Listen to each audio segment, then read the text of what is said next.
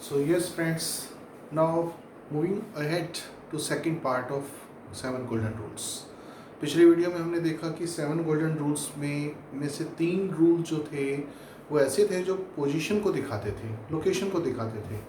अब ये जो 4 रूल इसमें नए आ गए, टोटल 7 हो जाएंगे। ये आपके शोइंग पोजीशन। पोजीशन का मतलब मैंने पहले भी आपको बताया था, किसी चीज़ को पोसेस करना, किसी चीज़ का मालिक होना। हम सब लोग किसी न किसी चीज़ के मालिक ज़रूर होते हैं। इवन जो नर्सरी और केजी के स्टूडेंट्स होते हैं वो भी जब स्कूल में जाते हैं तो बोलते हैं मैम मेरा बैग, मेरा टिफ़िन, मेरी बॉटल। तो उनका पोसेशन है, बेशक वो उन्होंने परचेज़ नहीं किया पर किसी ने उनके लिए परचेज़ उसको किया है। हम बड़े भी बोलते हैं मेरे पास कार, मेरे पास एक कार है, मेरे पास एक बाइक है, मेरा एक अच्छा सा घर है, मेरी एक दुकान है। तो इसका मतलब हम किसी न किसी चीज़ को पोसेस ज़रूर करते हैं। तो जब हम ऐसी कोई बात करें जिसमें पोसेशन की बात आ रही है, वो उसकी इंग्लिश बनाने के लिए हमें ये रूल्स पता होने चाहिए। प्लस पोसेशन के बाद रिलेटिव्स और फ्रेंड्स। हम जब समाज में रहते हैं तो कुछ ना कुछ दोस्त, 2 दोस्त, 4 दोस्त, 6 दोस्त भी होते हैं, रिश्तेदार भी होते हैं। और मैं बोलता हूँ कि जैसे मेरे 3 चाचा जी हैं, एक ताऊ जी हैं, 2 बहनें हैं, एक भाई है, 5 दोस्त हैं। तो इस तरह से जब हम अपने फ्रेंड्स की बात करें, रिलेटिव्स की बात करें, बेशक हम उनके मालिक नहीं हैं पर हम उस दोस्ती को तो प्रोसेस करते हैं। तो इस सब की इंग्लिश इन्हीं रूल्स में बनेगी। सबसे पहले प्रेजेंट में, जब इस तरह की चीज़ों के बारे में प्रेजेंट में कहना हो तो हमें सब्जेक्ट के साथ हैज़, हैव, फिर इंफॉर्मेशन लगानी है। तो सुधा के पास एक नीली साड़ी है से पता लगा कि प्रेजेंट की बात हो रही है, वो पोजीशन जो है उसका प्रेजेंट में है। इस वजह से हमें हैज़ और हैव लगाना है। तो सबसे पहले सब्जेक्ट हो गया सुधा। सुधा हैज़ और हैव में से हैज़ लगा दिया, वो मैं आपको नीचे समझाऊंगा कि हैज़ और हैव कैसे डिसाइड करते हैं। सुधा हैज़, फिर जैसे कि मैंने बताया था कि पीछे से शुरू करना है, एक नीली साड़ी, ब्लू साड़ी, हो गया। तो सब्जेक्ट को लेने के बाद आप राइट साइड से शुरू कीजिए, बैक साइड से शुरू कीजिए, इंग्लिश बनती जाएगी। पास्ट में अगर हम बात करें, क्योंकि कुछ चीज़ें ऐसी भी हैं जो आज की डेट में हमारे पास नहीं है पर पहले थी। तो सुधा के पास एक लाल कार थी, यानी कि आज की डेट में नहीं है। थी से पता लगा कि हमें हैड लगाना है, पास्ट की बात हो रही है। तो सुधा हैड एक लाल कार, ए रेड कार। तीसरा जो है इन फ्यूचर, शोइंग प्लानिंग।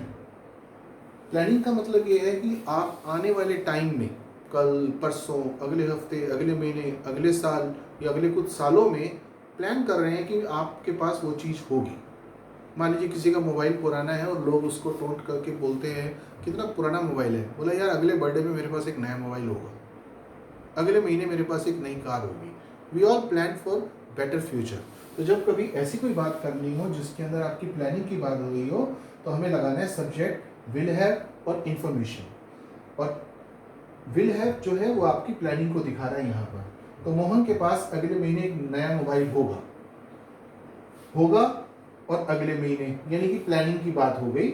इस वजह से हमें इसमें विल हैव लगाना है। तो मोहन विल हैव एक नया मोबाइल, ए न्यू मोबाइल, कब? अगले महीने, नेक्स्ट मंथ।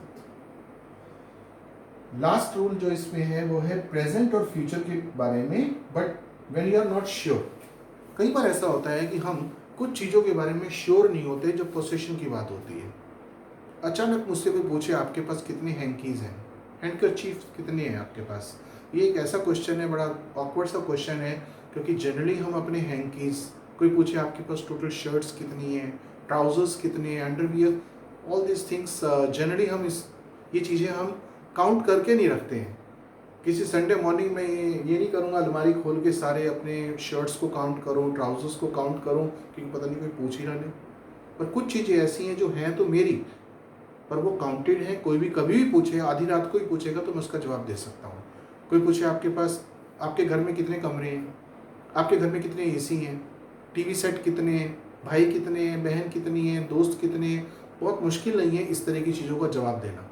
पर कुछ चीज़ें ऐसी हैं जो हैं तो मेरी, पर एकदम से मेरे पास वो जवाब अवेलेबल नहीं है, तो मैं गेस करके बोलूँगा शायद वो इतनी होगी। कोई पूछे आपके पास लाइब्रेरी में कितनी बुक्स हैं, बोलूँगा होंगी कि 1200-1300 होंगी, but I am not deadly sure कि 1200 ही हैं या 1300 ही हैं।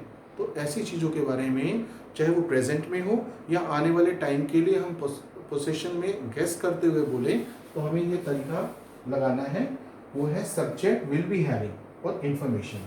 राखी के पास शायद 15-16 नॉवल होंगे, इसका मतलब ये हुआ कि उसको पक्का पता नहीं है। अगर हमें पक्का पता है कि राखी के पास 15-16 नॉवल हैं, तो मैं होंगे क्यों बोलूँगा, मैं तो उसको इसमें बोलूँगा राखी के पास 15-16 नॉवल हैं, तो फिर उसकी इंग्लिश बनाने के लिए हमें ये तरीका चाहिए। पर जब हमें पक्का पता नहीं है, वो गेस कर रहे हैं, तो हमें लगाना है राखी विल बी हैविंग 15-16 नॉवेल्स। तो इसी के साथ ये आपके 4 जो रूल हैं, गोल्डन रूल्स जो बचे हुए थे, वो पूरे हो गए।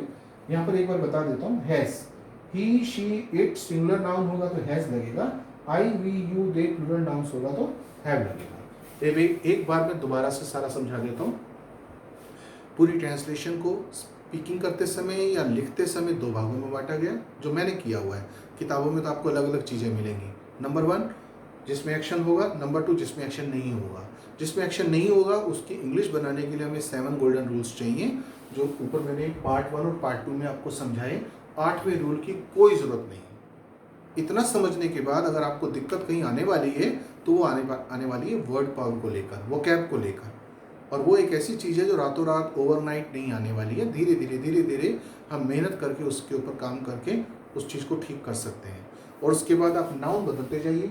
यहाँ सुधा है तो मोना हो जाएगा, मुकेश हो जाएगा, पापा हो जाएंगे, एक बच्चा हो जाएगा। यानी कि सब्जेक्ट आप चेंज करते रहिए, टोन देखते रहिए कि थी वाली आ रही है या होगा वाली आ रही है, या प्लानिंग का पार्ट है या है का पार्ट है, जो भी।